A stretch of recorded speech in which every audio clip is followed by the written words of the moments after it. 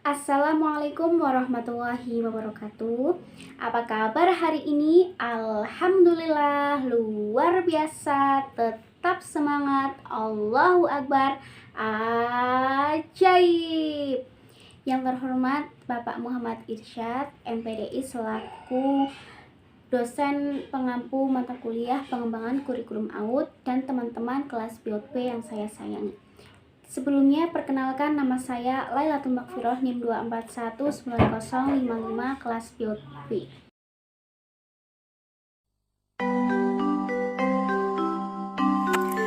Nah, di sini saya akan membahas 3 materi, yaitu 1. Jenis-jenis pembelajaran anak usia dini, 2. Prinsip pemilihan tema, 3. Cara membuat webbing tema. Jenis pembelajaran anak usia dini yang pertama adalah model pembelajaran klasikal. Model pembelajaran klasikal adalah pola pembelajaran di mana dalam waktu yang sama kegiatan dilakukan oleh seluruh anak dalam satu kelas. Model pembelajaran ini merupakan model pembelajaran yang paling awal digunakan di TK, dengan sarana pembelajaran yang pada umumnya sangat terbatas, serta kurang memperhatikan minat individu anak. Seiring dengan perkembangan teori dan pengembangan model pembelajaran, model ini sudah banyak ditinggalkan. Metode yang paling sering digunakan dalam model pembelajaran klasikal adalah metode ceramah dan tanya jawab. Kelebihan dan kekurangan model klasikal. Kelebihan yang pertama, jika digunakan dengan tepat maka akan dapat menstimulasikan dan meningkatkan keinginan belajar siswa dalam bidang akademik. Yang kedua, dapat menguatkan bacaan dan belajar siswa dari beberapa sumber lain. Kekurangan yang pertama, mudah menjadi verbalisme, yang visual menjadi rugi, dan yang auditif atau mendengarkan yang benar-benar menerimanya. Bila selalu digunakan dan terlalu digunakan dapat membuat bosan. Selain itu, keberhasilan metode ini sangat bergantung pada siapa yang menggunakannya dan cenderung membuat siswa pasif. Kemudian model pembelajaran kelompok. Model pembelajaran kelompok atau pembelajaran kooperatif adalah strategi pembelajaran yang melibatkan partisipasi siswa dalam satu kelompok kecil untuk saling berinteraksi. Dengan sistem pembelajaran kooperatif akan memungkinkan guru mengelola kelas dengan lebih efektif dan siswa dapat saling membelajarkan sesama siswa lainnya. Dalam pembelajaran ini akan tercipta sebuah interaksi yang lebih luas, yaitu interaksi dan komunikasi yang dilakukan antara guru dengan siswa, siswa dengan siswa, dan siswa dengan guru. Kelebihan dan kekurangan model kelompok. Kelebihannya yaitu siswa tidak terlalu tergantung pada guru. Keberhasilan dalam penyelesaian tugas tergantung pada usaha yang dilakukan oleh kelompok tersebut. Memberdayakan setiap siswa untuk lebih bertanggung jawab, dan keberhasilan kelompok sangat tergantung dari masing-masing anggota kelompoknya. Kelemahannya yaitu siswa yang mempunyai kelebihan akan merasa terhambat oleh siswa yang mempunyai kemampuan kurang. Akibatnya, keadaan seperti ini dapat mengganggu iklim kerjasama dalam kelompok. Pengertian model pembelajaran berdasarkan area atau minat. Model pembelajaran ini lebih memberikan kesempatan kepada anak didik untuk memilih atau melakukan kegiatan sendiri sesuai dengan minatnya. Pembelajarannya dirancang untuk memenuhi kebutuhan-kebutuhan spesifik anak dan menghormati keberagaman budaya dan menekankan prinsip individualisasi pengalaman bagi setiap anak, membantu anak untuk pilihan-pilihan melalui kegiatan dan pusat-pusat kegiatan serta peran serta keluarga dalam proses pembelajaran. Kelebihan dan kekurangan model area. Kelebihannya yaitu adanya kebebasan minat anak didik untuk bermain sesuatu yang mereka inginkan tanpa adanya tekanan yang berarti.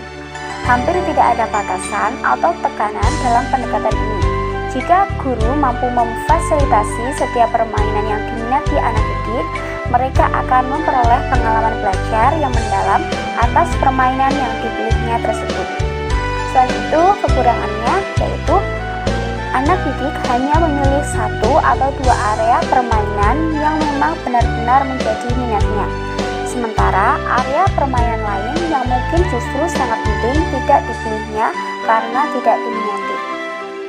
Pengertian model pembelajaran sudut. Model pembelajaran sudut memberikan kesempatan kepada anak didik belajar dekat dengan kehidupan sehari-hari. Kegiatan belajar mengajar dengan sudut model pembelajaran berdasarkan sudut-sudut kegiatan, menggunakan langkah-langkah pembelajaran hampir sama dengan model pembelajaran area. Hanya sudut-sudut kegiatan merupakan pusat kegiatan berdasarkan minat anak.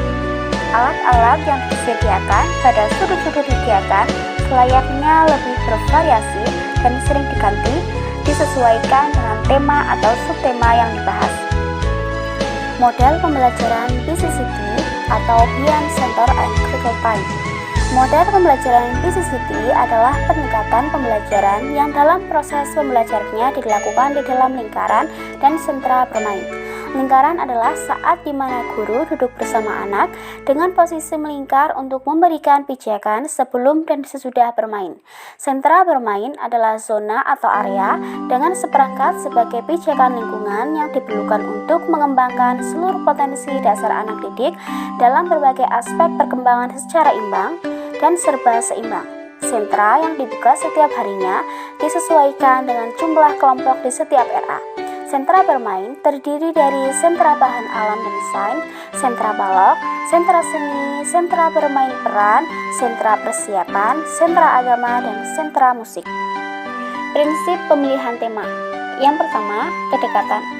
Tema hendaknya dipilih mulai dari hal-hal yang dekat dengan kehidupan anak. Dekat dapat dimaksud dapat dekat secara fisik dan dekat secara emosi atau minat anak. Misalnya diri sendiri, keluarga, lingkungan rumah, lingkungan sekolah, binatang, tanaman, dan lingkungan alam. Yang kedua, kesederhanaan. Tema yang dipilih yang sudah dikenal anak agar mudah memahami pokok bahasan dan dapat menggali lebih banyak pengalamannya. Misalnya, tema binatang dengan subtema alam melalui sub-subtema seperti jenis-jenis ayam, pakan ayam, dan hasil dari ayam. Yang ketiga, kemenarikan. Tema yang dipilih harus menarik bagi anak dan mampu menarik minat belajar anak. Untuk lebih memberikan kemenarikan minat belajar anak dan kebermaknaan suatu tema, hendaknya guru dapat merumuskan tema dalam bentuk kalimat yang inspiratif. Misalnya, tema matahari dirumuskan dengan matahari sumber kehidupan manusia. Yang keempat, keinsidentalan. Pemilihan tema tidak selalu yang direncanakan di awal tahun. Dapat juga menyisipkan kejadian luar biasa yang dialami anak.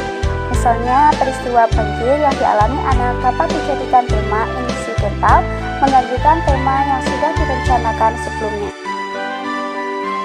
Pembahasan yang terakhir yaitu cara membuat webbing tema. Salah satu teknik dalam pengembangan tema melalui webbing tema atau jaring laba-laba. Setiap tema yang telah diidentifikasi dikembangkan ke dalam sub-subtema, bahkan sub-subtema dalam bentuk diagram seperti jaring laba-laba. Nah, di sini ada contoh webbing tema diriku.